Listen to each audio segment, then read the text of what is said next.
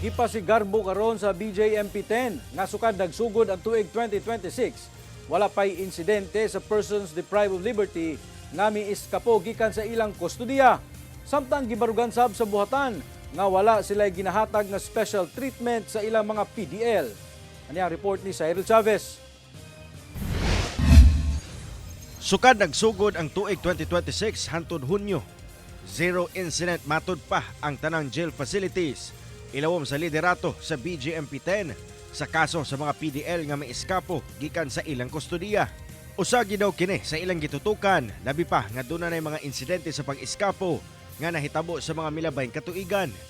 Usa matud pa sa ilang nahimong lakang ang pagbutang og saktong personahe nga mobantay sa mga PDL, labi na og mugawas sa jail facilities ug dalhon sa korte.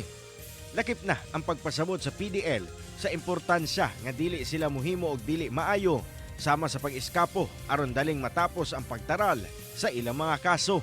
You know the reason why? Constant dialogue with the PDL, the most important thing awarded for personal family.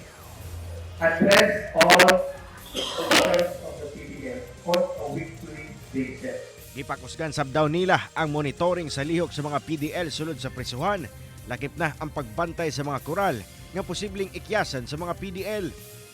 Samtang gibarugan ni Hagurin nga bisan dunay pipila ka mga ilado og notadong individual nga napriso ilawom sa ilang kustudiya, wala sila special treatment.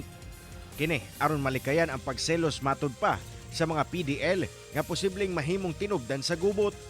Sagad sa mga iladong individual nga nangapriso anaa sa kustudiya sa Cagayan de Oro City Jail Male Dormitory, butang nga doble ang seguridad nga ilang ginahimo sa lugar. Makulungan tayo, maayos yung jail facility para continue yung mga ginagawa natin maganda dito.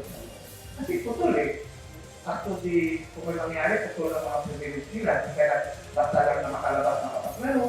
Hindi ka na to mga livelihood. Kasi putulin muna natin. Kauban si Jaybert Pairat, Cyril Chavez, 1 Mindanao.